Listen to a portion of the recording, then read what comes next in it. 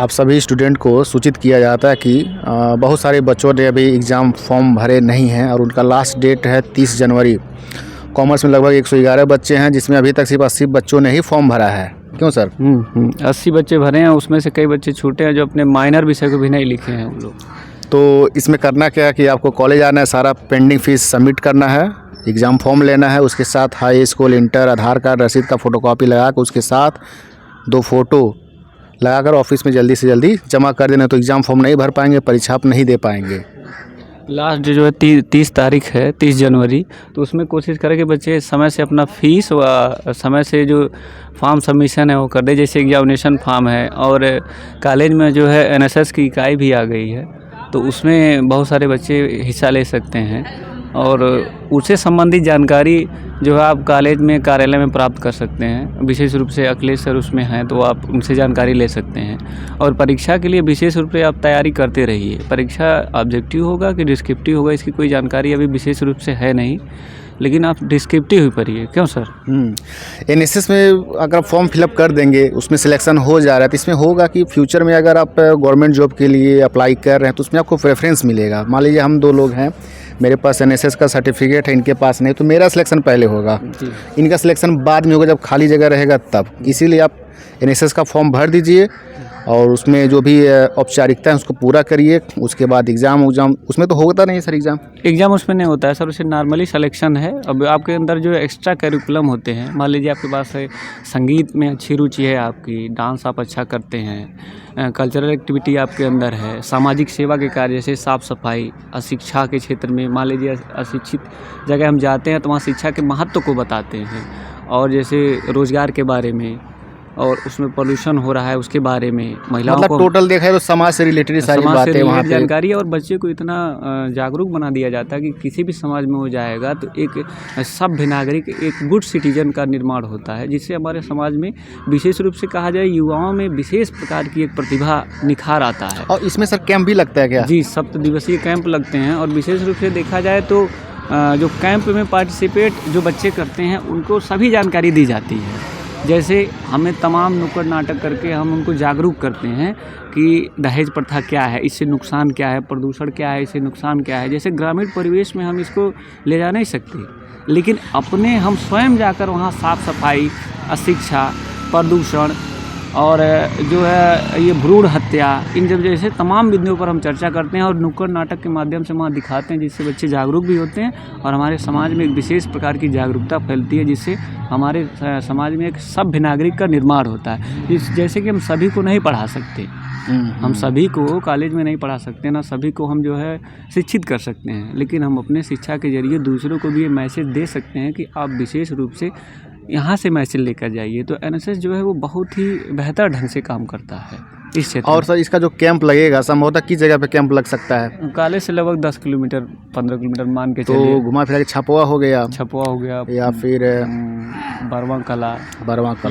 बरवा भोज, इन सब जगहों पर किया जा सकता है। तो वहाँ पे आपको 1 हफ्ता रहना पड़ेगा? हाँ, जैसे बच्चियाँ हैं, मान लीजिए रहने का कोई विशेष जगह नहीं है तो शाम को घर आ जाती हैं वो, और बच्चे भी घर आ जाते हैं। लेकिन आप देखेंगे कि पहले जो कैंप लगता था वो रात और दिन दोनों बच्चे वहीं रहते थे। अच्छा, 24 घंटा? हाँ, वहाँ रहते थे, तो जैसे एक परिवेश मिलता था उनको। अब इन सब चीज़ों को चूँकि अब सबके पास बहुत सारे काम भी हैं, समय भी नहीं है, और समस्या भी है, घर से परमिशन भी नहीं मिलता, सुरक्षा की दृष्टि से अब बच्चे और बच्चियाँ जो है शाम को चले आते हैं।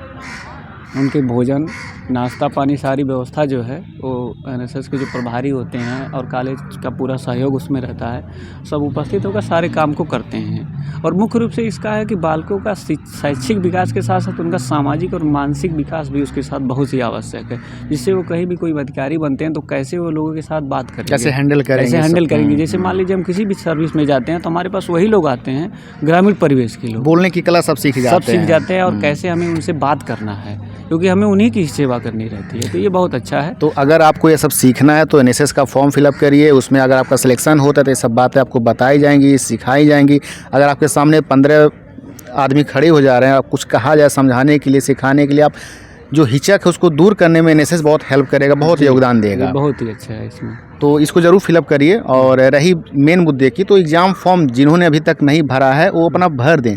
उसके बाद कहीं कोई दिक्कत है एग्ज़ाम फॉर्म भरने में, चाहे पैसे की या किसी भी प्रकार का, तो आके अपनी समस्या बताएं। क्यों सर? कार्यालय में संपर्क कर सकते हैं उनकी। ऐसा नहीं कि मान लीजिए पैसा नहीं है तो वो नहीं है तो परीक्षा फॉर्म नहीं भर सकते हैं। नहीं। उसके लिए कॉलेज हमारा जो है प्रबंधन जो है विशेष रूप से उनको देखेगा और हमारे प्रबंधक जी इस उन्हें कुछ मामले समय भी दिया जा समय सकता भी है दिया भाई जा अपना। सकता है। और मान लीजिए एग्जामिनेशन फॉर्म आप नहीं भरेंगे तो आप एग्ज़ाम छूटेगा, 1 साल बैक होंगे आप। बैक होंगे, दिक्कत हो और जाएगा। कॉलेज प्रबंधन पूरी तरह से बच्चों के साथ है।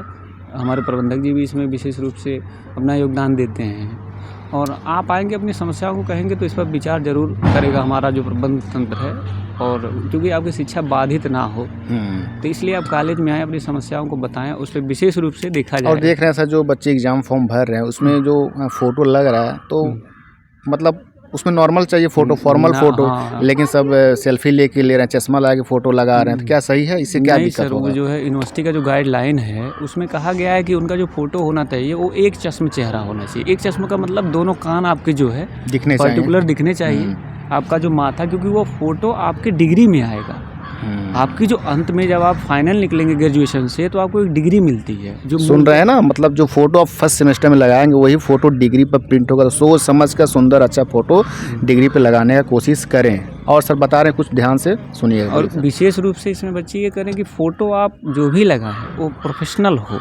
आपकी वही डिग्री, हायर एजुकेशन आप ले रहे हैं तो कहीं भी जाएंगे नौकरी पेशा में लगाएंगे तो बहुत ही आवश्यक है कि आप फ़ोटो 2-4 ऐसा ज़रूर रखें जो एग्जामिनेशन फॉर्म में आप लगाते हैं तो अच्छा लगाएं। नाम, पिता का नाम, माता का नाम, डेट ऑफ बर्थ, ये सारी चीज़ें आप विशेष रूप से अपनी निगरानी में और स्वयं भरें कि घर के कोई लोग भी आ रहे हैं तो भी आप साथ में आएँ, परीक्षा फॉर्म भरें। कोई दिक्कत होता है तो कार्यालय में अध्यापक हैं, हम लोग हैं, आप हमसे पूछ कर देख कर आप भर लीजिए। फिर भी नहीं समझ में आता है, बहुत सारे लोग हैं, उनसे फिलअप आप करवाइए। लेकिन एक बार ज़रूर उसको आप पुनः देखिए कि सब सही है कि नहीं सही। एक बार गलती हो जाने के बाद बहुत सारी दिक्कतें आती हैं और जल्दी सही भी नहीं होता है। इसीलिए जो भी काम करिए सोच समझ के करिए। कहीं भी अगर एक स्पेलिंग मिस्टेक हुआ तो परेशान हो जाएंगे, समय भी लगेगा, धन भी लगेगा, और सही होगा कि नहीं होगा इसका कोई गारंटी नहीं है। तो फॉर्म भरने से पहले एक बार अपने क्लास टीचर को, सब्जेक्ट टीचर से मिल लीजिए, दिखा लीजिए। कहीं कोई दिक्कत परेशानी हो तो अपना उसको सुधार करवा लीजिए समय रहते हुए। तो ये सब कदम ज़रूरी है उठाना। तो और कुछ कहना चाहेंगे सर? बाकी अब जो भी विशेष जानकारी आती रहेगी बच्चों को इसे दिया जाएगा। और बच्चे विशेष रूप से कॉलेज तो अभी शुरू नहीं है, लेकिन अगर कोई जानकारी चाहिए तो कार्यालय खुला हुआ है, कॉलेज भी खुला हुआ है और वो आ सकते हैं। और विशेष रूप से परीक्षा से संबंधित कोई भी कन्फ्यूजन है तो अपने विषयाध्यापक से या फिर कार्यालय में या फिर जिनसे भी वो जानते हैं संपर्क करके परीक्षा से पहले सारे जो भ्रम है उसको दूर कर लें और परीक्षा की विशेष तैयारी करें। उसमें हम लोगों का विशेष सहयोग रहेगा बच्चों के साथ। एग्ज़ाम कब से होगा सर? एग्ज़ाम फरवरी में माना जा रहा है, 15 फरवरी तक तो गाइडलाइन है यूनिवर्सिटी का। लेकिन अब देखिए कोविड के चलते हो सकता है पोस्टपोन किया जा सके आगे। लेकिन गोरखपुर में तो सेमेस्टर का एग्ज़ाम शुरू हो गया है। शुरू हो गया, इसीलिए ये परीक्षा होने की संभावना प्रबल है। मतलब परीक्षा होगा परीक्षा होगा तो इसमें तैयारी बच्चे बेहतर ढंग से करें, किसी भी भ्रम में ना पड़े कि परीक्षा नहीं होगा, प्रमोट होंगे। ये समस्या बात की है, आप शिक्षित रहेंगे, पढ़ेंगे तो कहीं भी आप रहेंगे तो सफल रहेंगे।